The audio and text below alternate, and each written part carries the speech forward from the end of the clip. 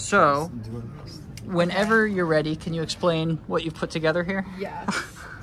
So I'm Sophia, and I'm Kidus. And we made a Christmas caroling Markov model machine that carols faster and like more sporadically when Kidus flexes his muscles, or anyone, but in this case he's going to be doing that using these electrodes, and they determine a voltage difference from the muscle contracting.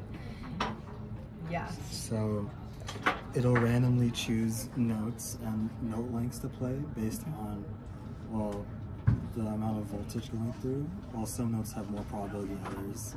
And we got those probabilities from looking at Christmas songs, and we just counted up the notes and what came into each one.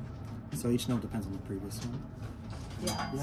Yeah. So we're using like a statistical like Markov model to determine which note to play next, and then it's being influenced by the voltage difference there. So we can do a demo. So real quick, let me just make sure I've wrapped my head around this properly. So am I correct that you've trained a Markov model on Christmas music? Yes. A Markov model being something that probabilistically transitions you from one note to another note, and those probabilities are set up to be kind of Christmassy. Yes. And then you affect those probabilities by flexing your muscles, which generates potentials, which you sense with these electrodes, ultimately into an ADC. And it should make it like, it also affects the length of the notes and the tempo. Okay. So as the potential gets increased, and we like calculate it as like an integral sum, then the length and the tempo will get faster and shorter. Okay. And we also are able to change the instruments using the keypad. So if you don't like the bells, you can do something else. Okay, got it. So when you start out, it just plays and this is our mini oscilloscope. Single note, somewhat droning. So you have to give it some energy. If you look at the oscilloscope on the blue channel, you can see it warbles when I move my arm a little bit. When I'm not, it's rather still. If I move it really hard, it shakes. So I'm just going to zoom out so we can kind of see that as you shake your arm, that wiggles. So this is showing us the voltage coming out of the electrode and amplifier circuit. Okay.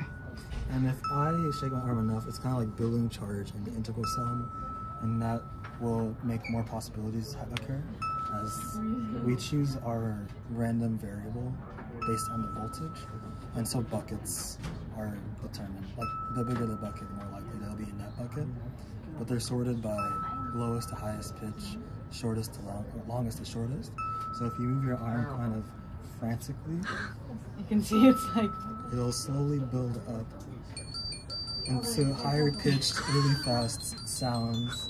But if you cool off it a little bit, it'll gradually go back. And it does depend on the person, I feel.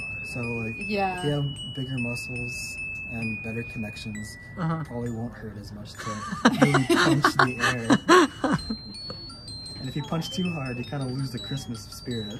And then if you're like, oh man, we gotta get this out of here, you can just change the sound effect to be this thing. That one's a little like. Let's let it work. Kind of a different energy. Kind of Yankee Doodle. If you want more of a high pitch bell. Originally we were gonna plug this into a plant, but plants don't really give as much voltage as I can. Yeah, they wouldn't make enough range. So you can get kind of a. It's kind of like you have to pump your fists as you're dancing. Right? So you get like some different instruments in there. If you don't add voltage, it'll decay pretty fast. So if you just like do it slowly, you can get an equilibrium point. I don't like this. And then if you stop completely, does it? It goes back to that slow sound. It'll like just gradually get slower. It represents the Christmas spirit being gone. Yeah, the Christmas spirit dies with lack of movement. Cool. Yes, so to make the hardware work, we have like a dual op-amp circuit, and so we have 3 electrodes, one that is like considered ground, so it's on like a bony region of your arm, and then 2 that are across a muscle to get the voltage difference.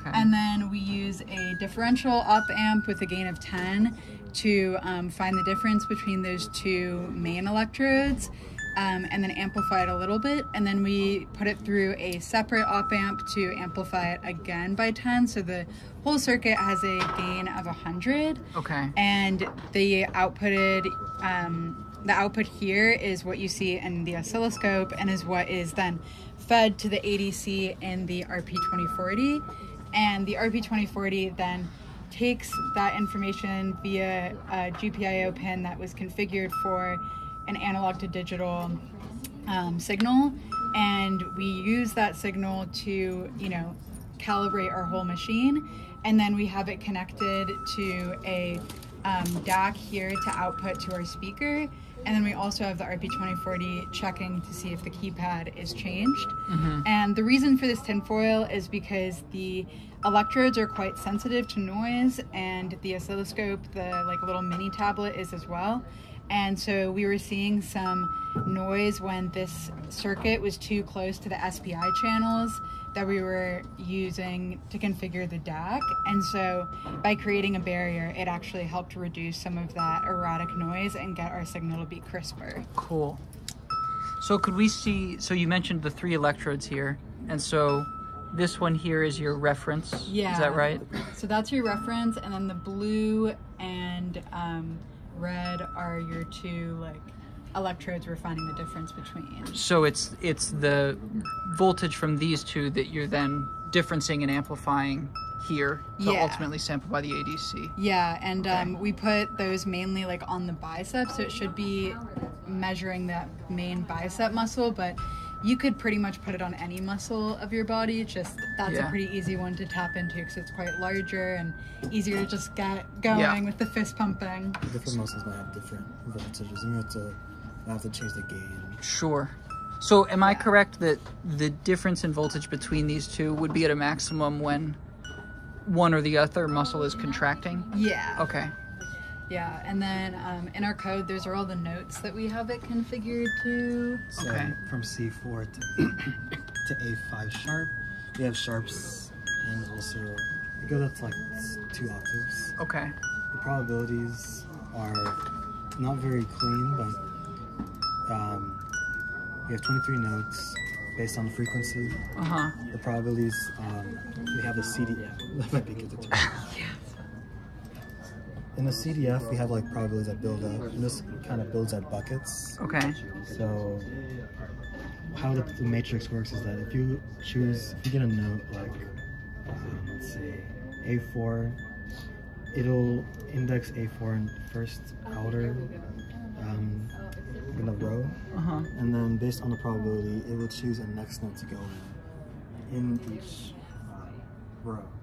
So A4 has I can't be 100% sure, but I know this is C4, so this row is C4. And to get C4 from C4 is the first one. It's a 23% chance. Okay. So if you get a number from 0 to 23, or 0.23, you will go into C4, and that's going to be based on the voltage. So it'll mainly do that if there's no voltage. Okay. Since it's heavily biased based on how this works. And the same thing we have for lengths. We can go from full notes, half dotted notes, half notes, quarter dot notes, 8th and 16 notes. So we have 7 notes to choose from, note lengths.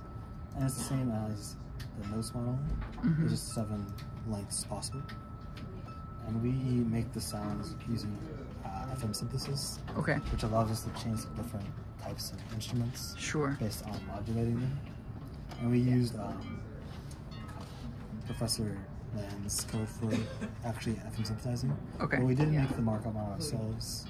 And we did like adapt the code for the RP2040, and then all of the electrodes were through like talking with Professor Land, who has a lot of experience in this, and then just kind of working through it a lot and trial and error and figuring out what gain works.